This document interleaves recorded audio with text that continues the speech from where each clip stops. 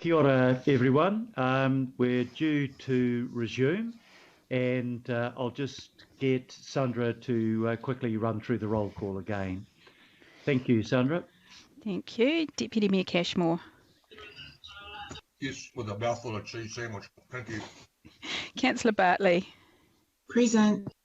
Councillor Casey. Kia ora, Sandra. Councillor Collins.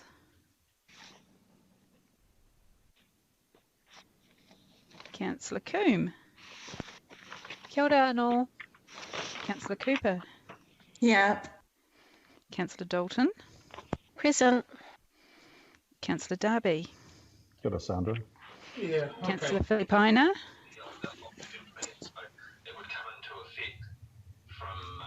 Kia ora. Councillor Fletcher. Councillor Henderson. Hello. Councillor Mulholland. Present. Thank you. Councillor Newman. Good afternoon, Sandra. Councillor Sayers. Yeah, present, thanks, Sandra. Councillor Simpson. I'm here, thanks. Councillor Stewart. Present. Councillor Walker. Wayne's here. Councillor Watson. Talopa. Councillor Young. Kia ora. And Councillor Collins is also online now. Thank you, Mayor Phil. Thank you very much, Sandra, and welcome back, everybody. Hope you're feeling a bit more relaxed after lunch. Sorry, it was a bit of a marathon session this morning. Look, we're now coming to comments on the item number 12. And as I foreshadowed before, I suspect that there'll be some opposition, maybe to either part of the recommendations. But when it comes to voting on them, unless there's any objection, I'll take A to the new M in one, and I'll take N to Q in a second vote. N to Q on the addressing the inequities in local community services funding, and A to M on increasing local board decision making. So if there's no objections, I'll proceed in that way. Meanwhile, we'll go through the debate on it, and can I just thank our officers for their participation in the question and answer session. And if I can invite Councillor Daniel Newman as the mover of the recommendations to speak first, please. Well, thank you, Your Worship, and thank you to the officers once again.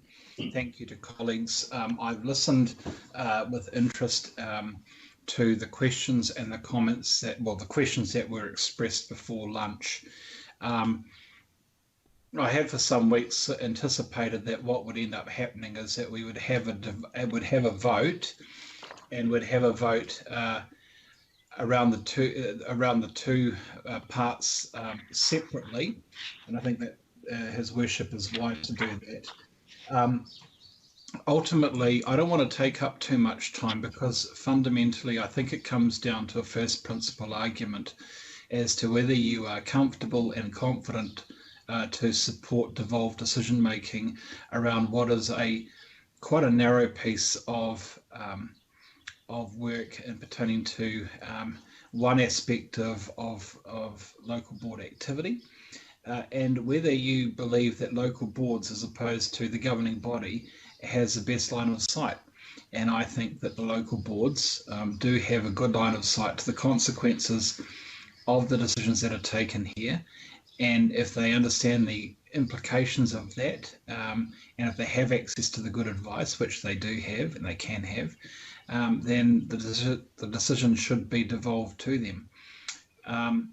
With respect to equity, as I said before, what we have is a funding model which is a hybrid. It's not the initial model that was conceived. I have to tell you, I support the initial model, but I accept, because of the nature of the debate and the need to try and achieve as broad a consensus as possible around equity that a different model needed to be agreed, and hence what has been proposed. I think, Your Worship, we need to get on with this work. So I will be voting for all parts, and I want to thank people for their contributions. Ultimately, if you're comfortable with devolved decision making, to me, this is a piece of work which has started years ago, which needs to happen. If you fundamentally disagree with it, don't vote for it. But I don't believe that more time and more reflection than what has been mooted in these recommendations is necessarily going to lead to a better outcome. I'm comfortable, Your Worship, based on the analysis that has been set down by officers and all of the discussion that's taken place at the Joint Governance Working Party and with the local boards, and reflecting on what Gareth Stiven reported years ago, that now it's time to move forward with this, and I commend the recommendations. Thank you very much, Councillor, and I might take the opportunity now to make some comments of my own. Can I first acknowledge the work that was done by members of the Joint Working Party? I know that you've put a lot of time and effort into that, and I seriously. I want also to acknowledge the huge quantity and the quality of work done by staff, and this goes back many, many years. But Justine and Gary have worked really hard on it, and concerns that I may have about some aspects of it are not a reflection on their work, but rather potential risks that might exist in moving forward in the way that the initial recommendations suggest. Can I begin with equity? I think the recommendations on equity are absolutely right. It is unacceptable that we perpetuate inequity in funding, which does not bear any relevance to the equal needs of all regions to have equitable access to services, simply based on what the legacy councils may have left behind them. I think we do need to do that. We needed to do it in a way that did not make it impossible for those local boards that are overfunded at the moment, so they won't lose money. But it's unconscionable to suggest that those that are underfunded, particularly since many of those that are underfunded represent the lower income parts of our community, continue to be disadvantaged. Yes, there has to be a transition. The transition is as long as it needs to be, but you wouldn't want to make it any longer. But I think that by the time we support that in principle and we officials come back with the details, then we can resolve a long-standing injustice across the city, and that is absolutely necessary. On the devolution, for me, it's an on-balance decision. There are arguments, legitimate arguments and genuine arguments for and against doing what is proposed. The sum of money involved, $4.9 billion, that will be transferred to local board decision making, it's a huge sum of money, and you have to make this decision with a degree of apprehension and hope that the decision making around how those assets are handled it will be of the quality that is required, and that will be partly through the quality of people we have at the local board level, but also the quality of the advice that will be given to them from council officers. I think the critical argument in favour of the recommendations is that principle of subsidiarity that I was introduced to, oh my God, about 20 years ago by a guy called Brian Pico when we were working on the framework for tomorrow's schools. And that principle is one that I hold to, that decisions that can be made locally should be, because that's where the best information exists and where the impacts of the decisions are felt most keenly. So I agree with the principle, and that is what finally pushes me towards being ready to accept these recommendations. I acknowledge the points that Phil Wilson has made, that this was anticipated in the legislation in 2010, and it was also called for by the Local Government Commission report more recently. I would have to say that at a certain point, you'd need to draw a line in the sand and say, this is the balance between the authority exercised by the governing body and local boards. I know local boards may well be ambitious for more devolution, but my own view would be cautious about going beyond the decision making that we may take in regard to this paper. There were reasons for amalgamation. We are all part of one city, and there are advantages in terms of the efficiency of decision making over a wider area, and making sure that the decisions that are made take into account regional rather than simply local needs. I think there are, to me, two key risks in the decision that we're making here. One is the cost of advice, giving advice instead of to one body, the governing body, but to 21 different boards. The estimates we have in front of us are $2 to $2.8 million a year, plus $500,000 for each of the first 2 years in implementation costs. At a time when our budget is incredibly tight, you've got to take a deep breath, even for expenditure at that level. But my critical concern is, and what I've asked for assurances from staff on, is that this will not be subject to cost creep. If I thought that this was going to be something where the demands for more and more staffing would mean higher and higher costs, I wouldn't be prepared to vote for this. And that's why a bottom line for me is this is the sum that you have worked through, and that is the sum that I expect you to operate within. The second thing is around minimum service levels. And in one sense, it's counterintuitive to have different levels of service in different parts of the city. But that is the cost of saying different communities have different priorities, and we should allow them to reflect those different priorities. But I think setting minimum service levels, and I'm encouraged by the fact that our legal advice is that we can set minimum service levels at any time, is a way in which we can cope with a situation where we might believe in the future, or the governing body might believe in the future, that a decision made at a local level is unwise and unsupportable. There is a mechanism for ensuring that we set minimum service levels as deemed appropriate in the areas that the local boards will now have responsibility for making big capital asset decisions around.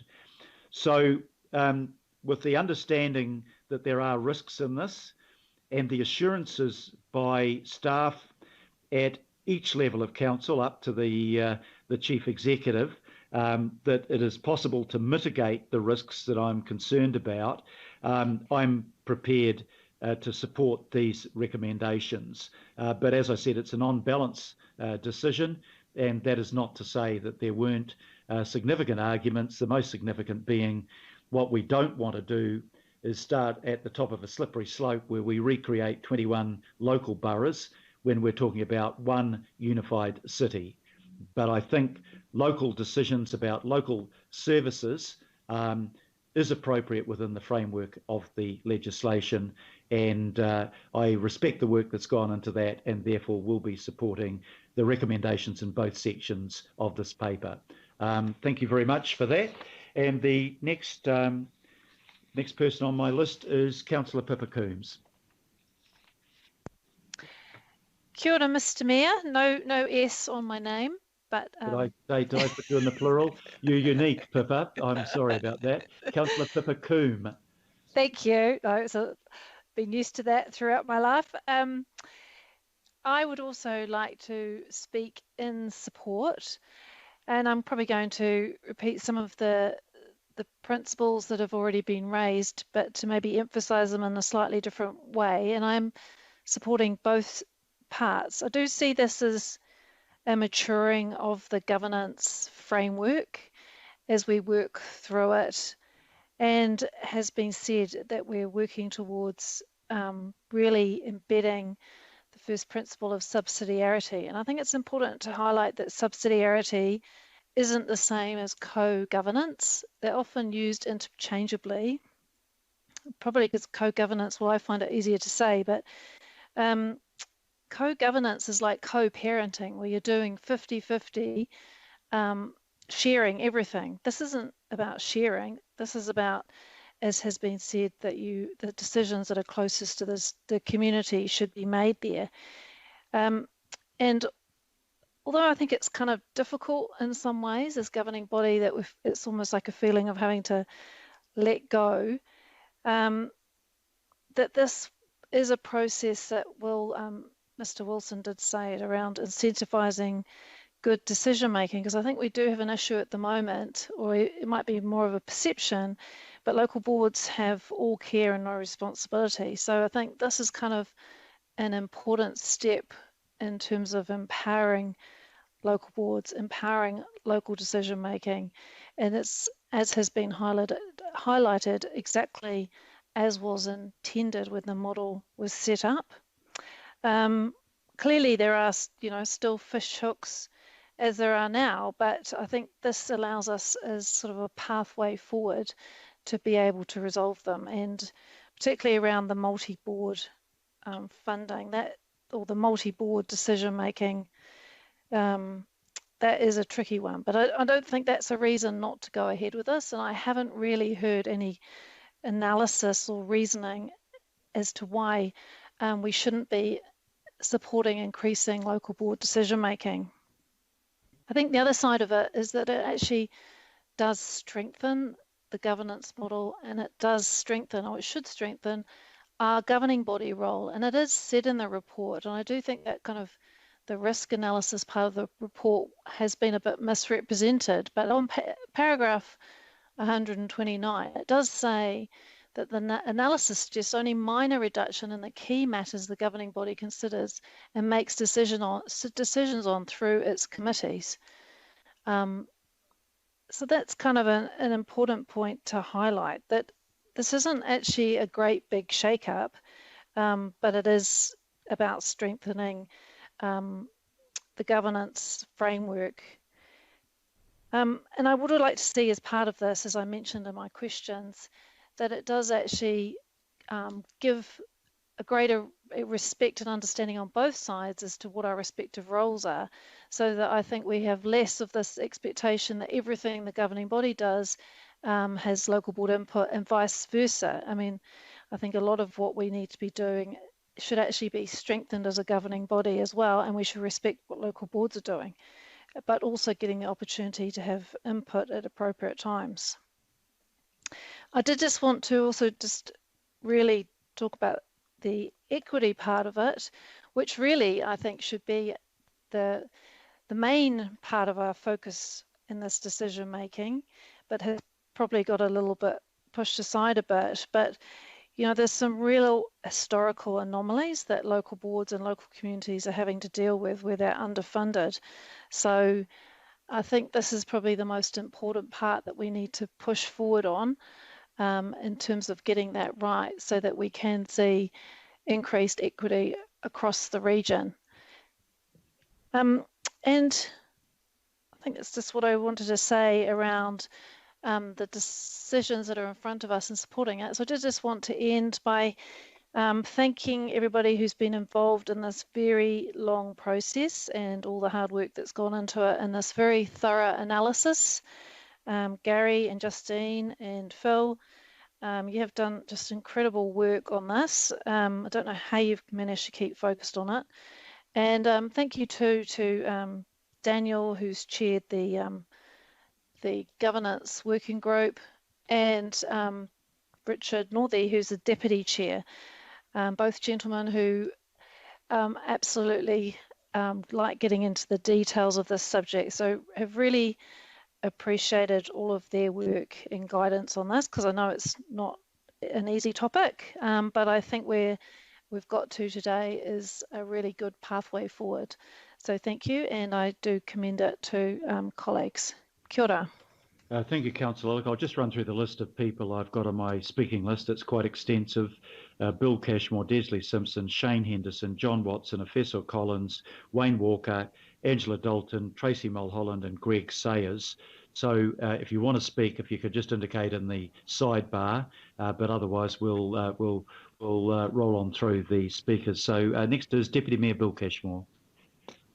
Thank you very much, Mr. Mayor, and thank you to the staff, Phil, Justine and Gary for this work. Particularly thank you to Daniel and the local board members and councillors who are on this government framework review. I had the privilege of chairing it in the first term, and it was a struggle. It's hard, challenging work because you're changing a model that people have become accustomed to. We might only be 11 years young, but we're not a babe in arms. I think one of my first speeches as Deputy Mayor to counter Kathy Casey's comments was that we actually had short pants on. We were running around now. We weren't cuddled in our mother's arms. We're now sort of progressing towards adolescence. And change is necessary. Change happens. You know, we are supporting a decision making for local boards. That's just for public consultation, and that enhanced decision making is important. Spend a term on a local board, and it's frustrating because it's all advocacy and no delivery, or limited delivery, or not as much as you'd like to deliver, or worse still, when you promise it and it can't be delivered. That's a learning program. So this gives an enhanced ability for not only advocation, but also for the delivery. The equity principle is long overdue. You know, I'm a little bit sad to see this getting pushed back to the LTP, but you know, if it needs be, that needs be, but it must be challenged and it must be tackled and it must be done.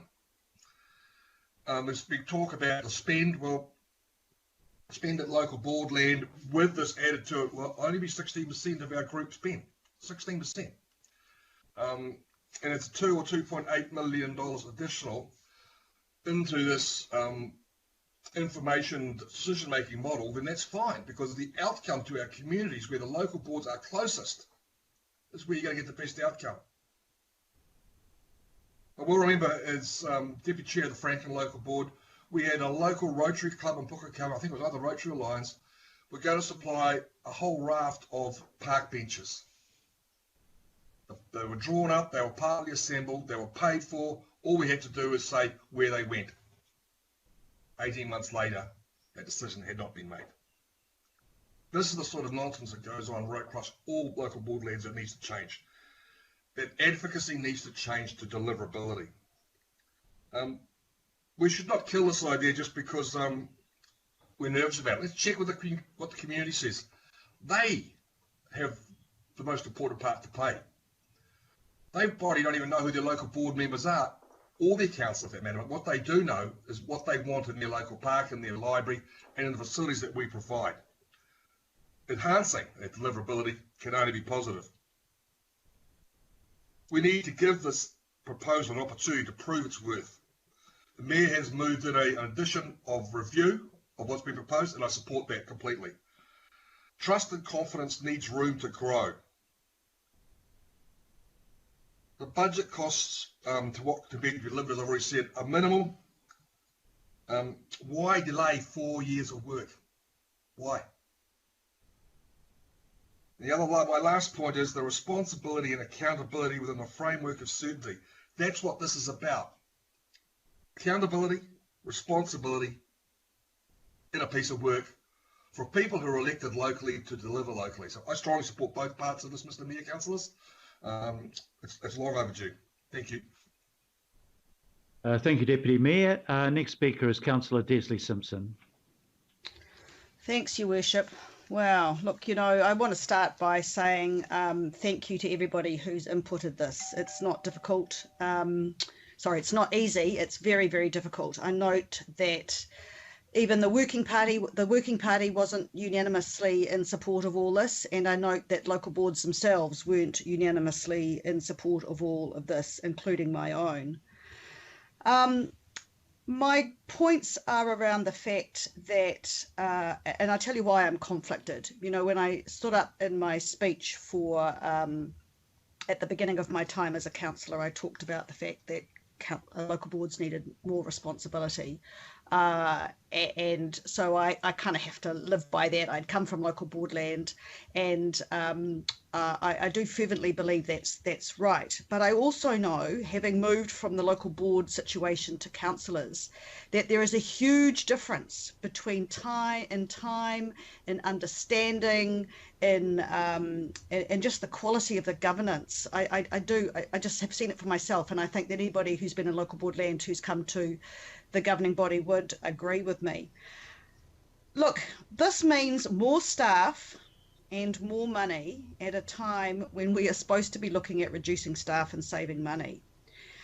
The report notes, and I'll give the number because Councillor Darby's asked me to, that council is not adequately resourced to provide quality advice to local boards, and the cost to do that will increase.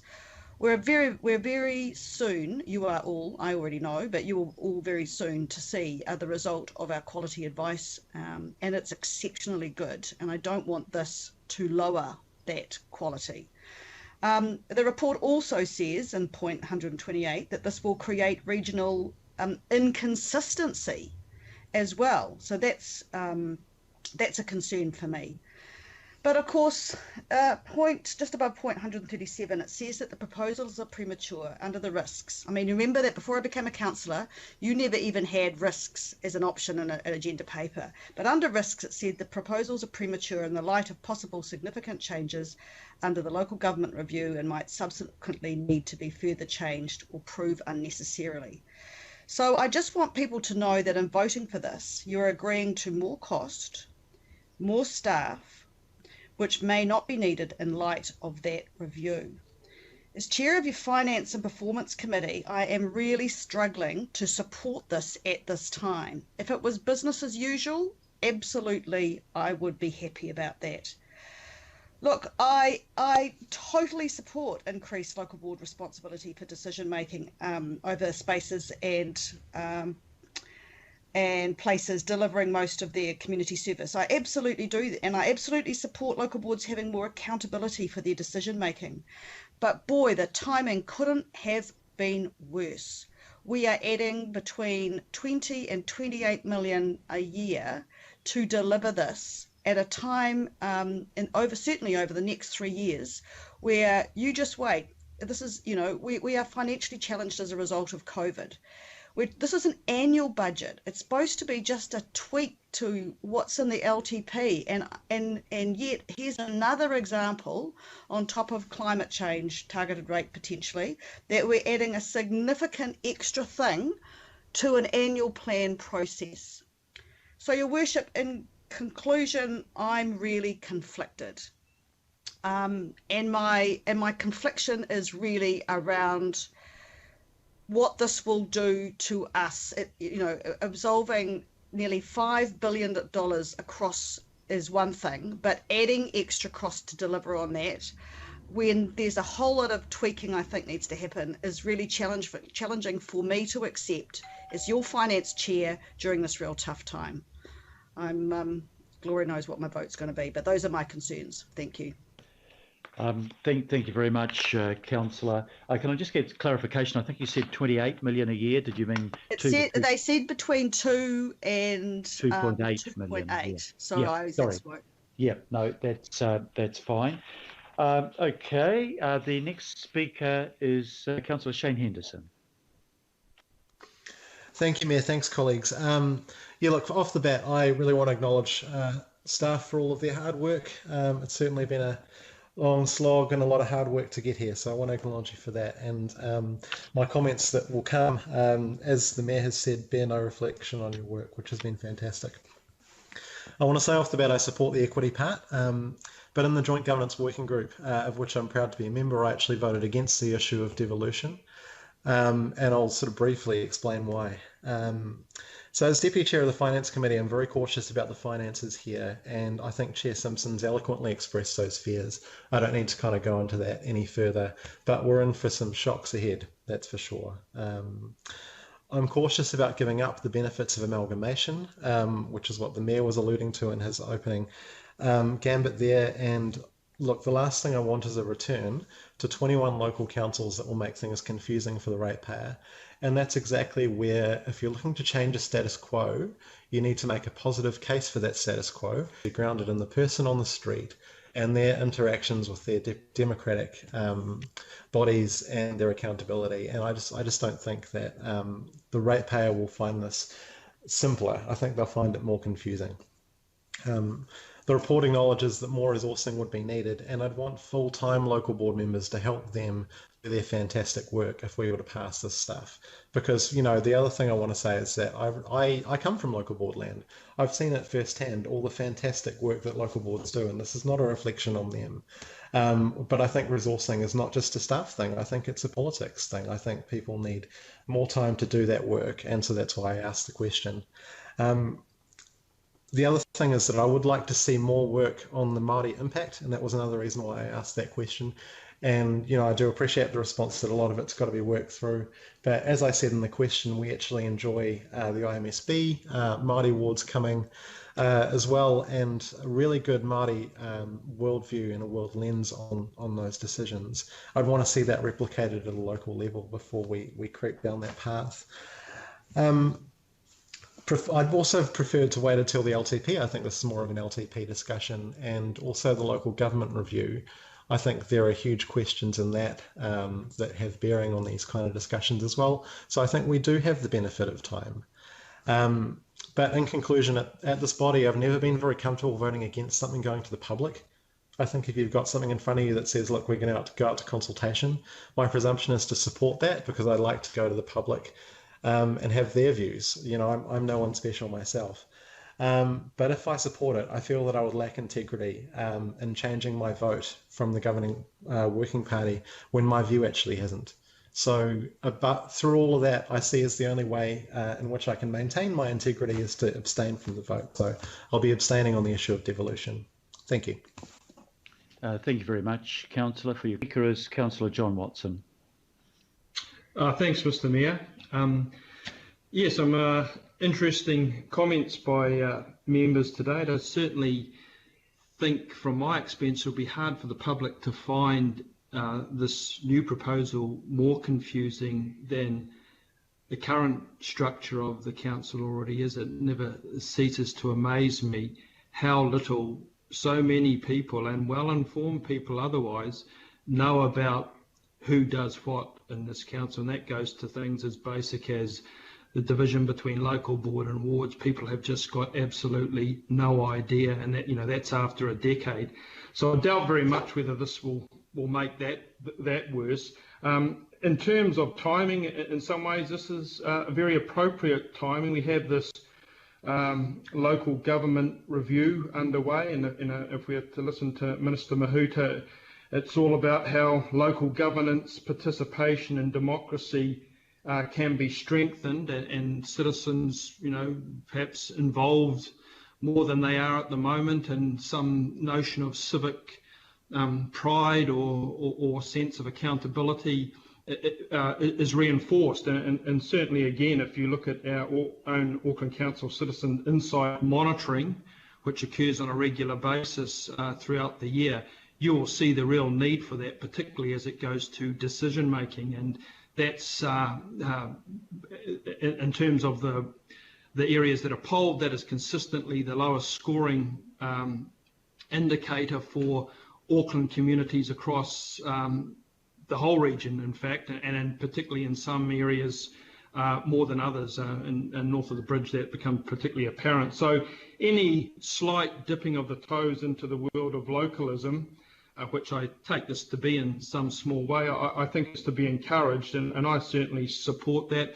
I don't think there should be issues with resourcing here. I really can't understand, if we're talking about advice that goes to the same areas of activity. I struggle, notwithstanding what officers have said, to understand how that can't be more readily addressed through reprioritisation rather than the creation of new cost centres. But you know, I maybe don't have the adequate insight into that.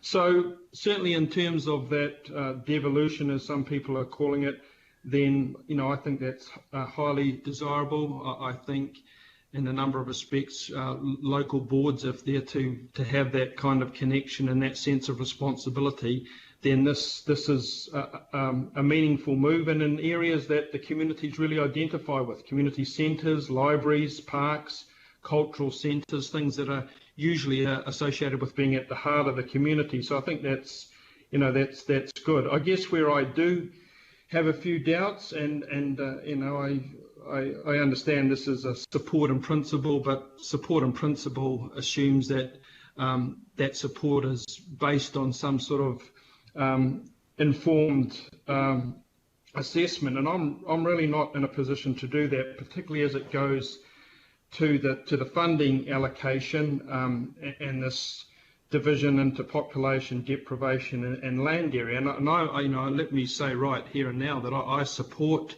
equity 100%, but I have never thought that this formula is quite as straightforward as it's presented, because what I certainly see across different parts of Auckland, I do try and get around and look at all the regions, is some of the deprivation, as I would call it, or the missing out, however you might like to frame it, it can occur in communities that don't reach that deprivation quotient, and they can be in quite significant shortfall of council services that are in relative abundance elsewhere, but they're never going to reach that threshold. So I think I'm a little concerned that the existing funding inequity has not been more visibly addressed as a precursor to this, which makes it hard to go to the next point.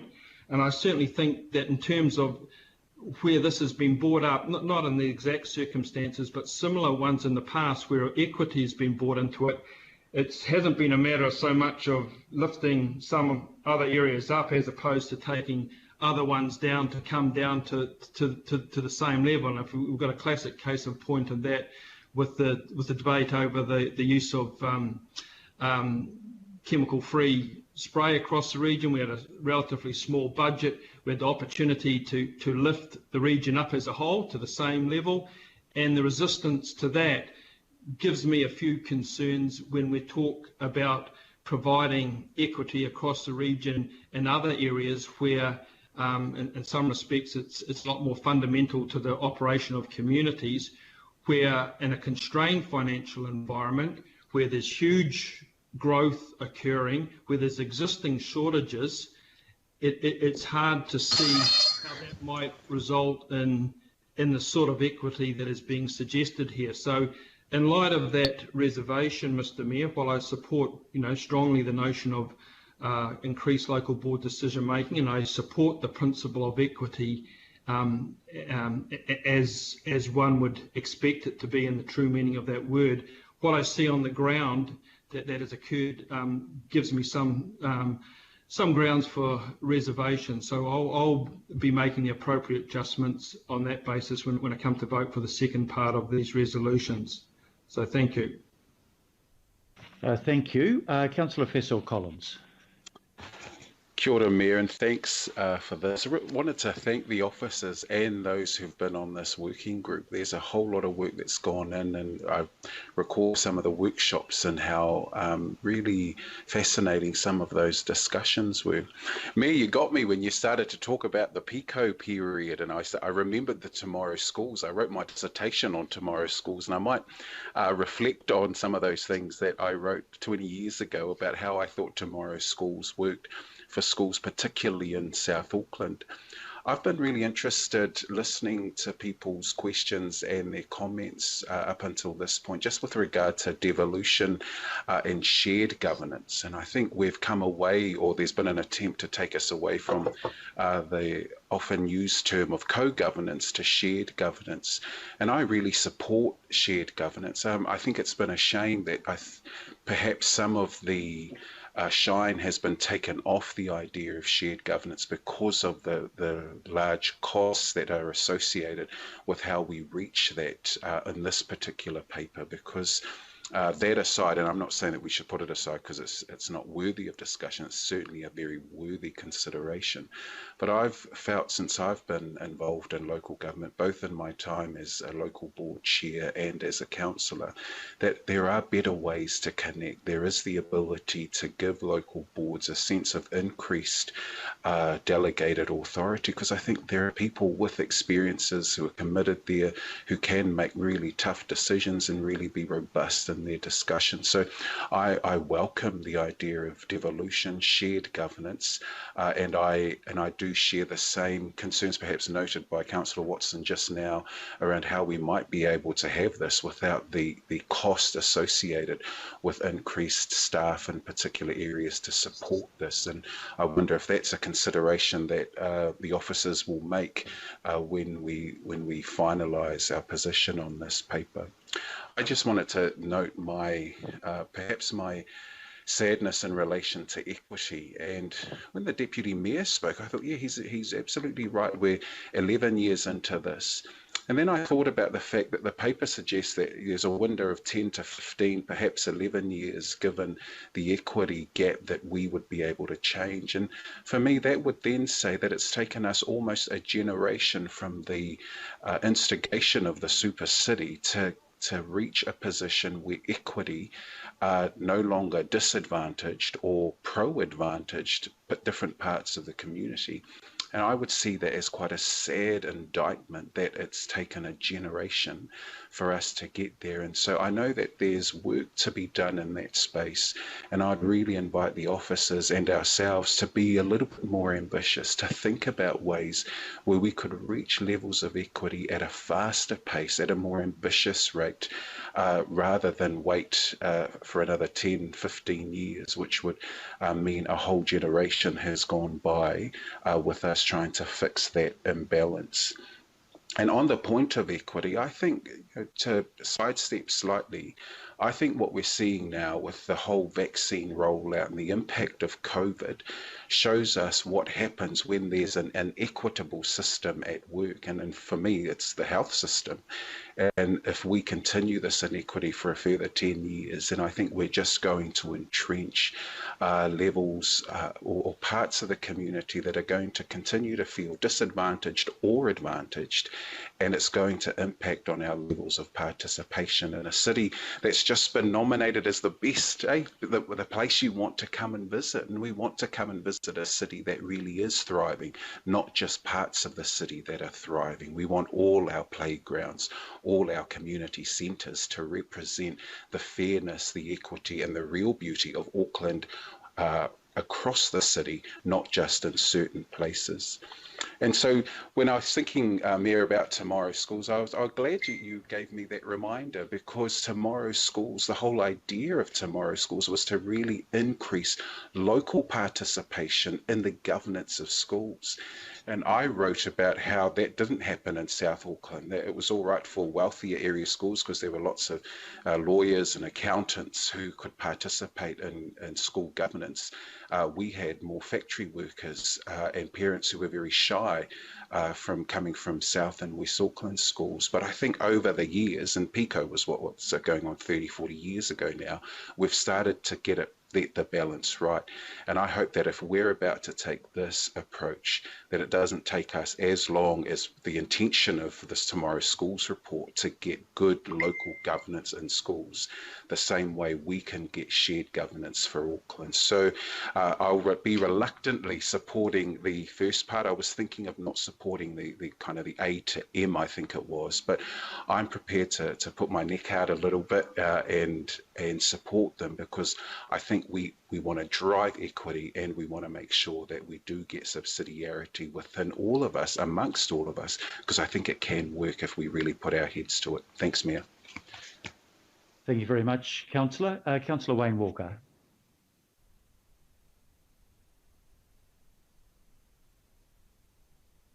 Are you with us, Councillor Walker? Have you got your mic turned on? I can't hear from Councillor Walker at the moment, so I'll just hold his speaking slot and we'll go to Councillor Angela Dalton. Councillor Dalton, please. Thank you, Your Worship. And thank you everyone for this piece of work, particularly Justine and Gary, John Nashin, and all of the people that went before. I've been involved in this particular piece of work with the Governance Framework Review Working Group from its beginnings. But prior to that, I welcomed the initiation of the Gareth Stuyven report and the recommendations that came out of that report. That report identified the shortcomings of the shared governance model in its current form versus the intention of the legislation that governs the super city. So I can hear the confusion from councillors, I can hear the angst, the concern. That I'm really clear on the recommendations, and that's simply because I spent 10 years in local board land, most of those as a chair, who was involved in budgets, who was involved in working with what we're actually making decisions on now, which is working with council officers, being able to leverage, to decision make. So what we're doing here is giving local boards, we're actually giving officers the empowerment to do the job that local boards are really wanting to do. I'd like to affirm the respect that I have for local boards. The capability of them as shared governors is really strong, and we see that with local board chairs who have come to the governing body. It's a rewarding role, it's a challenging role, it's not without its constraints. But I don't think we need to be too worried about rogue boards. I mean, my experience is that the policies and the service levels and the budgets that are set by the governing body significantly limit the chances of anybody going rogue with this. So for this not to go through, which would be very frustrating, it's not the local boards who will miss out per se on decision making not being devolved. It's the communities and it's the ratepayers of Tāmaki. Local boards will continue to receive their honorarium, which is pretty handsome. They'll continue to do the best they can within their current decision making roles, their delegations and allocations. It's the people that will lose out. It's the Aucklanders who will continue to have boards that can't maximise the current community facilities, that can't put in service levels that meet the needs of Māori and Pacifica. When we talk about changing service levels, I'm hearing concerns that it might mean we're going to reduce library hours or we're going to close a pool. Well, who's ever going to close a pool? It's about changing how we deliver our services so we can have Māori-led, Pacifica-led, whatever-led. So local boards have more say over the budgets that can enable that to happen. So it's only right that Aucklanders should have the opportunity to have a say on this, and that should be through the consultative process based on the model of subsidiarity, which is important to all of us. It's important to us and our role as governors when we refer to the impacts of government and government's decision making. This proposal is supported by the ELT. Local board services have been waiting for a very long time to fulfil their roles in supporting local boards to deliver on community outcomes. We're going to enable people to be fulfilled in the roles that they have in their space, and elected members will be able to deliver more specifically to the needs of their communities. It's been more than a 4-year effort. This paper comes to us after 4 years. There's been 2 governance framework review terms, and the Deputy Mayor chaired the first one. I'd just like to acknowledge Phelan Puri from the Rodney Local Board, who has been there for the whole journey as well, and such a strong advocate, and also an example of a local board and a local board member who will look outside the square to doing things for their communities when they can't get the delegated decision making and funding. So I can only imagine how great guns they'll be going if once they get this across the line, if the community agree to the consultation. I'm just going to pick up, Councillor Henderson spoke about his concerns around the capacity and time capacity of local board members. I've chaired through 3 different elections, so 3 different boards. it'll be different. We've got 21 local boards, but this capacity for boards to be able to pick up this work, I have no doubt. And just to pick up on Councillor Simpson's concerns around savings, to expand the point on decision making, this change is going to help the community investment model to succeed. So as a governing body, we agreed in the long-term plan that we were going to go down the community investment route. Local boards need to be able to make these decisions to make it work. There will be savings, there will be efficiencies. That's where the savings are. Because as long as those decisions have to come back to the governing body, we're doubling up and we're missing opportunities. So this is a good thing. Without the decision making, I think we're going to struggle to get our community investment model to succeed. Service levels are different across the 21 boards right now, and they should be, because we've got 21 different local communities, and even within those communities, the consistency is the levels that the governing body sets around how many library opening hours. So there are consistencies that the local boards can't change. And I think the best thing about this is that what came up in the CCO review was a clear direction to the governing body. Spend some more time working with your CCOs, get your policies right and articulate them, and this will give us more headroom. Is that my time, Sandra? That's your time, I'm afraid, Councillor. Just getting into this one. I wasn't just getting into this one. Just winding up. Just to finally, this, if anything, is going to say Team Auckland, this is going to say Team Auckland. Thank you. Thank you, Mayor. Thank you very much, Councillor. Yeah, that is the bell. I don't know whether people recognised what it was. So if we could just try to keep our comments as precise as possible. Now let's try Councillor Wayne Walker again. Wayne, can you just check, you're online, you're ready to go? I still can't hear you. So I don't know whether Sandra, you thought that somebody had muted you at council end, but I don't think so. Your mic's on, but nobody can hear you. I'll just get Sandra to check that one out, and my apologies to you, Councillor. Okay. There's a message there from Councillor Festival Collins. Can you dial *6 to unmute if you're on your phone? While you're testing that out, I think we'll go to the next speaker, which is Councillor Greg Sayers. Councillor Sayers, please. Thank you, Mr. Mayor. Some very good discussions, questions and comments, I must say. I'm speaking in support of both the sections, Mr. Chair. I do want to acknowledge that, as my colleagues have, the very good work from the Joint Working Party, and also acknowledge the staff's hard work over a prolonged period of time. And I appreciate the comments and people just reminding us of the effort that is required in getting to where we are today after such a long period of time, including your comments, Your Worship. As I say, I'm very comfortable to support the recommendations in full. We need to support advancing this after 4 years of hui, and we probably just need a little bit more dui. And I do like some of my colleagues have expressed, I have confidence in the local boards to wisely exercise their added and delegated decision-making authority.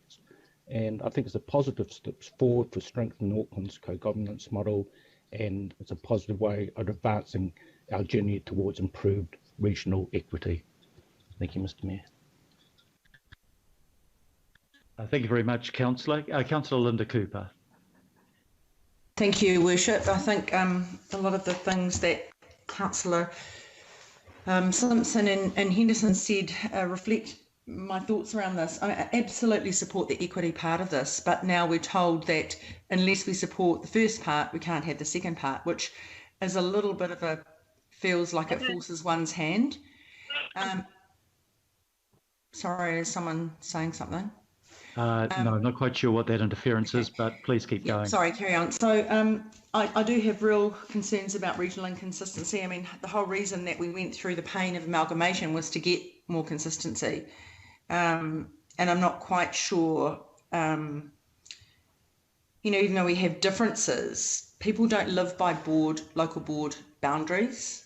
There's often sub-regional centres, there's all sorts of different permutations, but for the most part, when we're saying here, it'll be, Councillor Dalton said it'll be less reporting, referring back to the governing body. It would be great if we had a bit of reciprocation on that and we could get on with our job too. So, because I've never really felt it was co-governance. It hasn't felt like that. It's felt like a bit of a battle. And I mean, if this makes it better, all to the good, but I'm really not sure about that. It always feels one way. And I also have been really disappointed that it's only 2 or 3 local boards that have been willing to set a rate. At the end of the day, we'll still set the rates and we will still carry the can for that. And that's fine. That's the job we signed up for. But if this money's devolved, I'm just hoping that the advocacy for more and more money goes away too, because you can't get blood out of a stone. And as Councillor Simpson said, we're in really difficult times. So I'm really torn about this. You know, you're wanting to put on a climate change targeted rate, Mr. Mayor. We've got some of our most vulnerable communities have, you know, we may be seeing some really high revaluation numbers. There's a lot of pressures on the budget. I would have preferred to have this at LTP. I think it's a better time to do it. But I guess if I want the equity, which I think is really important, then the first part of these resolutions, A to F, need to be implemented to do that. But the bottom line is this is just going up for consultation. And if I need to be consistent, that I've always supported things going out to consultation because there are more steps to make decisions on this. I always want to hear what our community says first. So thank you. Thank you very much, Councillor. We come now to Councillor Chris Fletcher. Thank you, Your Worship. I don't want to speak at length on this, and I'm very sorry that I missed part of the debate by having to take a conference call, and I missed your contribution. So I'm fascinated to hear what you had to say about the PICO report and how this has all evolved over time. I'm, in speaking today, using the privilege that we all have as regional councillors. I'm not wearing my ward hat as such. And while traditionally I have consistently tried to be, since the beginning of this council, a voice for fiscal restraint and listen to the cautions on expenses, this is one of the few occasions when I think that needs to be put aside, because you can't just look at this issue in the short term, you know, in a short-term perspective, because it comes to the very heart of what's expected of democracy and what price should we put on freedom, on democracy. Out of that, when we do it properly, is where trust comes from. And at the very moment that we're living in, when society as we've known it is being severely challenged, trust is such an important thing. I think also that this I'm more comfortable with because it's so much more in common with what the original proposal of the Royal Commission was. Interesting to note that we've got Heather Harris back working for the Council whānau. She's working, I understand now, in Auckland Unlimited, and of course she provided the secretariat for the Royal Commission. It would have been good to get her perspective on this today. But from my perspective, Rodney Hyde completely stuffed up amalgamation and didn't do a good job of the excellent report of the Royal Commission. So for me, this is a step in the right direction of correcting things in terms of going to the public, talking about the importance of devolution and giving them what they thought or they expected in the first place. I want to conclude in terms of saying that I'm going to support it by offering my sincere congratulations to the officers and to the elected members that have worked so very hard on this. And to those who are worried about what the outcomes might be, I would say that we should have confidence.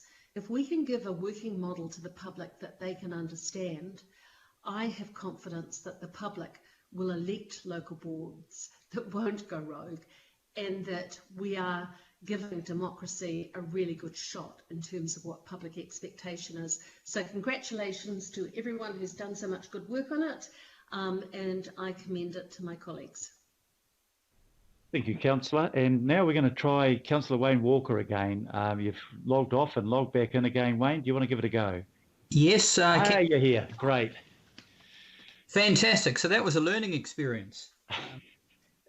So if I can speak now, while I support the idea of local decision making in principle, I want to agree with some of the earlier speakers around timing and emphasise that I think the more appropriate time will be during the LTP. And part of the reason that goes to that is I do not believe that at this point we've got our baseline information worked out. I think that's critical. We still have a circumstance where we haven't analysed our community facilities appropriately enough. We know there are different models throughout the region, and that came to light, for example, through the anomaly of the Hibiscus Coast Youth Centre, but that is just one example that I could point to. So we need to get our budgets correct to start with. We also need to identify the baseline information around equity. And for me, the baseline information around equity is less this consideration around population and area and deprivation, but what are priorities as it goes to facilities across the region. And we haven't identified those. We haven't done the gap analysis under that. So I will be advocating against voting for this today, but for a later day, I will also be voting against the principles around equity, because I don't think that they apply at this point in time, given that we haven't sorted our baseline situation out. So thank you very much. Thank you, Councillor. Now, Councillor Filipina. Thank you, Your Worship. And again, as I started my questioning, just want to acknowledge all the staff for the work that they put into this, and also the working group that I'm part of, and to our co-chairs. Your Worship, short and sweet, because I'm not going to repeat what people have said. I, like Linda, have always voted for any consultation with our community to go through. That is exactly what I'll be doing. The questions that I have are still unanswered, but I will wait for the consultation period to be completed, and also to make my decision on where we go with this. At the finance and performance, I'm assuming, Your Worship, and then governing body to follow. And for me, knowing that the inequity issue will be addressed in 2024, I no problems at all with that, because I support it. So I will be voting for these to go out for consultation with our community. Ngā mihi. Thank you very much, Councillor Filipina. So we now have Councillor Daniel Newman in reply. Thank you. Well, thank you once again, Your Worship, and all colleagues for your reflections. I think that the discussion has been interesting. It has been informative. I've enjoyed the reflections. A couple of comments, if I may. Councillor Walker, I acknowledge your concern about baseline funding and how that challenges discussion around equity. To you, I'd say that, yeah, look, I absolutely agree that the baseline funding actually isn't where it ought to be, but that, of course, is a matter for our consideration in terms of appropriations. Notwithstanding whatever the baseline funding envelope is, I think we do need to start to move on the principles that inform a mechanism, a formula for equity, and we need to start to move on that, even though the funding envelope in its totality might not be where we would like it to be. So I think that whilst it's a fair point that you raise, I think that we can nevertheless take the developed principles that would inform a transition and start to move on that. I think that that would be reasonable under the circumstances. With respect to the local boards, I think our local boards are actually pretty good. They do a really good job at living on very, very tight budget baselines. They've been, and they should be good because they've been doing it for 11 years now. They know how difficult it is to budget because every year they have to budget. More to the point, the local boards are better qualified than members of the governing body to see the consequences of the baseline funding and how it impacts on local services. They are better than we are. We might think that we are best placed, but actually I think local boards are better placed than us. I think with respect to the resourcing question, I think that's an interesting question, but ultimately I believe that that is an operational matter for Phil Wilson and for Jim Stabbock to work through, and I have confidence in the ELT.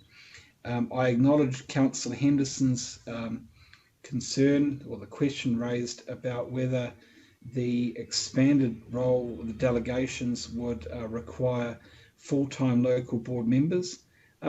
Look, I actually think that that's a pertinent point, but I think that's best addressed by reflection that individual candidates have and that their supporters have when considering whether to run for local government elections. I would hope that there are some local board members right across the city who would ponder that and whether they have the time to be able to give to the role. Most of our local board members across the region, I think, do a superb job. Those who don't have the ability to do the time constraints, well, that's a reflection for them. And ultimately, it will be up to the community to judge that. I guess in conclusion, Your Worship, for me, look, one of the reasons why I actually supported the local government reforms in 2010, in most part, one of the reasons why I supported it is that I fundamentally believe that you need to take regional decisions at a regional level, with all other matters that are not regional being appropriately devolved. And that means that matters that are not regional need to be devolved to a local level. And I believe that with the best will in the world, the governing body is not the right place to make matters that are not regional. And I'd like to think that the devolved decision-making proposal that has been mooted in this paper, the recommendations will start the process to give effect to that. Your Worship, I want to thank you. I know that you have asked very tough questions, not just in recent weeks, but over the last, I think, months, and frankly, throughout the term, you have asked challenging questions, and I believe that those questions have been fair, and I believe that the officers have done a very good job to respond to the questions raised, and indeed those questions have helped to formulate better recommendations for better decision making, and I'm confident that the recommendations as been set down are worthy of adoption. So thank you for the debate, and I move the motion. Thank you very much, Councillor Newman, and for the work that you've put into this paper over a considerable period of time. As I foreshadowed, I'm going to take the vote on the voices in two sections. If you want to have your vote recorded against it, please feel free to let us know at the end of the vote on each section. So we're voting first of all on recommendations A to M inclusive in relation to increasing the local board decision-making powers. So all those in favour, please say aye. Aye. Aye. To the contrary, no. No. I declare that the vote on A to M carried. Councillor Walker, would you like your vote recorded against it? Yes, please. Okay. Sorry, Mayor, also my abstention, please. And abstention from Councillor Shane Henderson. Okay, I'll now put the new N to Q in relation to addressing inequities in local community service funding. All those in favour, please say aye. Aye. Aye. Aye. Aye. To the contrary, no. Just like my vote against N3 recorded, please, Mr. Mayor. That's Councillor Watson. Thank you. And Sharon. So councillors Watson, Walker, and Stewart Can I just get? Sorry, Mayor, I can't see the numbers. Someone's got the list of names over the. Oh, okay. We've just removed that. So N3 is the funding allocation approach based on the balance scenario: 80% population, 15% deprivation, 5% land area, which is how we do our normally other allocations. Yes.